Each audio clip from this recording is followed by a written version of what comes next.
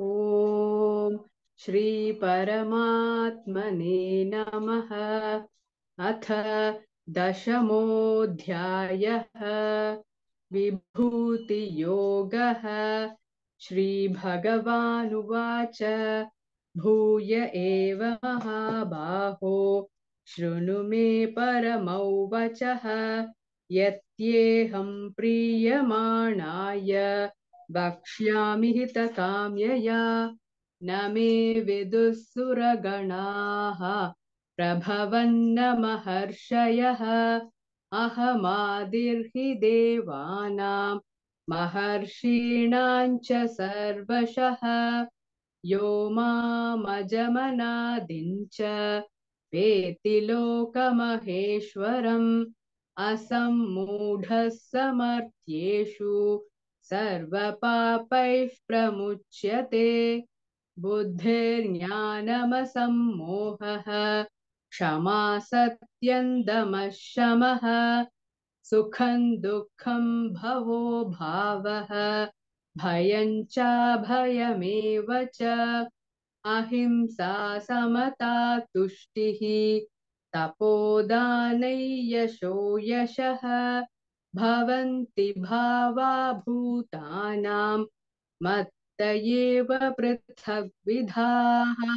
महर्षयः सप्त पूर्वे चत्वारो मनवस्तथा मद्भावा मानसा जाताः।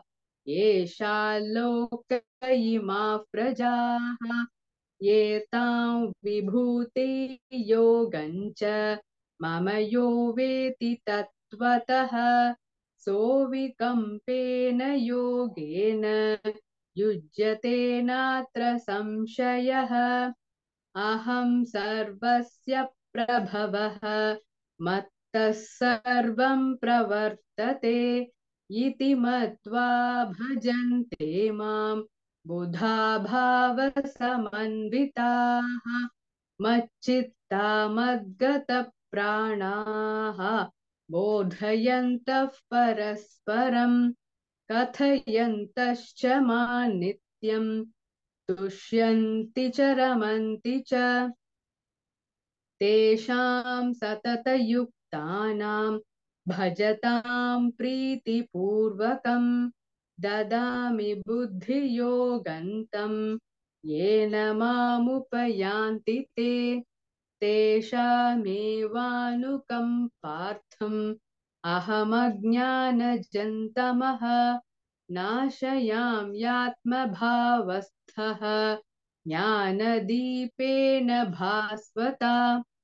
अर्जुन उवाच परं ब्रह्म परं धाम पवित्रं परमं भवान् पुरुषं शाश्वतं दिव्यम् आदिदेवमजं विभुम् आहुस्त्वामृषयः सर्वे देवर्षिर्नारदस्तथा असितो देवलो व्यासः स्वयं चैव ब्रवीषि मे। सर्वमेतदृतं मन्ये यन्मां वदसि केशव। न हि ते भगवन् व्यक्तिं विदुर्देवानदानवाः। स्वयमेवात्मनात्मानं वेत्थत्वं पुरुषोत्तम। भूतभावनभूतेश देवदेव जगत्पते। वक्तुमर्हस्य शेषेण दिव्या ह्यात्मविभूतयः। याभिर्विभूतिभिर्लोकान् इमां त्वं व्याप्य तिष्ठसि। कथं विद्यामहै योगिन् त्वां सदा परिचिन्तयन्।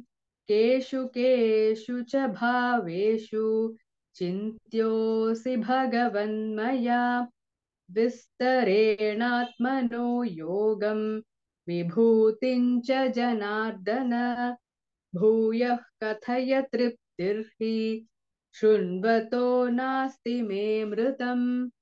श्रीभगवानुवाच हन्त ते कथयिष्यामि दिव्या ह्यात्मविभूतयः प्राधान्यतः कुरु श्रेष्ठ नास्त्यन्तो विस्तरस्य मे अहमात्मा गुडाकेश सर्वभूताशयस्थितः अहमादिश्च मध्यं च भूतानामन्त एव च आदित्यानामहौ विष्णुः ज्योतिषां रविरंशुमान् मरीचिर्मरुतामस्मि नक्षत्राणामहं शशि वेदानां सामवेदोऽस्मि देवानामस्मि वासवः इन्द्रियाणां मनश्चास्मि भूतानामस्मि चेतना रुद्राणां शङ्करश्चास्मि वित्तेषो यक्षरक्षसां वसूनां पावकश्चास्मि मेरुशिखरिणामहम् पुरोधसां च मुख्यं मां विद्धि पार्थ बृहस्पतिम् सेनानीनामहं स्कन्दः सरसामस्मि सागरः महर्षीणां भृगुरहं गिरामस्म्येकमक्षरम् यज्ञानां जपयज्ञोऽस्मि स्थावराणां हिमालयः अश्वत्थः सर्ववृक्षाणां देवर्षीणां च नारदः गन्धर्वाणां चित्ररथः सिद्धानां कपिलो मुनिः उच्चैश्रवसमश्वानां विद्धि माममृतोद्भवम् ऐरावतं गजेन्द्राणां नराणां च नराधिपम् आयुधानामहं वज्रं धेनूनामस्मि कामधुक् प्रजनश्चास्मि कन्दर्पः सर्पाणामस्मि वासुकिः अनन्तश्चास्मि नागानां वरुणो यादसामहं पितॄणामर्यमा चास्मि यमः संयमतामहम् प्रह्लादश्चास्मि दैत्यानां कालः कलयतामहम् मृगाणां च मृगेन्द्रोऽहं वैनतेयश्च पक्षिणां पवनः पवतामस्मि रामः शस्त्रभृतामहम् जशानां मकरश्चास्मि स्रोतसामस्मि जाह्नवी सर्गाणामादिरन्तश्च मध्यं चैवाहमर्जुन अध्यात्मविद्या विद्यानां वादः प्रवततामहम् अक्षराणां मकारोऽस्मि द्वन्द्वः सामासिकस्य च अहमेवाक्षयः कालः धाताहं विश्वतो मुखः मृत्युः सर्वहरश्चाहम् उद्भवश्च भविष्यताम् कीर्तिः श्रीर्वाक् च नारीणां स्मृतिर्मेधा धृतिः क्षमा बृहत्साम तथा साम्नां गायत्री छन्दसामहं मासानां मार्गशीर्षोऽहं ऋतूनां कुसुमाकरः द्यूतं छलयतामस्मि तेजस्तेजस्विनामहं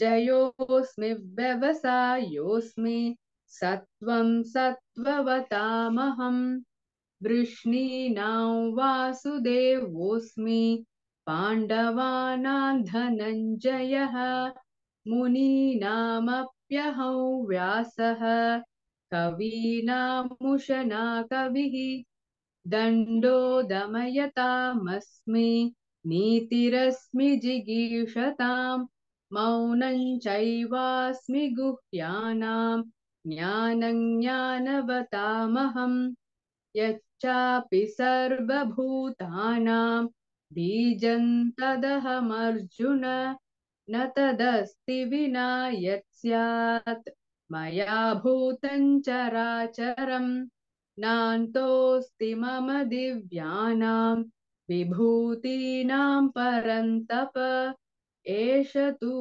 देशतः प्रोक्तः विभूतेर्विस्तरो मया यद्यद्विभूतिमत्सत्त्वं श्रीमदूर्जितमेव वा तत्तदेवावगच्छत्वं मम तेजोंस सम्भवम् अथवा बहुनैतेन किं ज्ञातेन तवार्जुन विष्टभ्याहमितं कृत्स्नम् एकांशेन स्थितो जगत् ॐ तत्सदिति श्रीमद्भगवद्गीतासु उपनिषत्सु ब्रह्मविद्यायां योगशास्त्रे श्रीकृष्णार्जुनसंवादे विभूतियोगो नाम दशमोऽध्यायः सर्वधर्मान् परित्यज्य मामेकं शरणं व्रज अहं त्वा सर्वपापेभ्यः मोक्षयिष्यामि मा शुचः।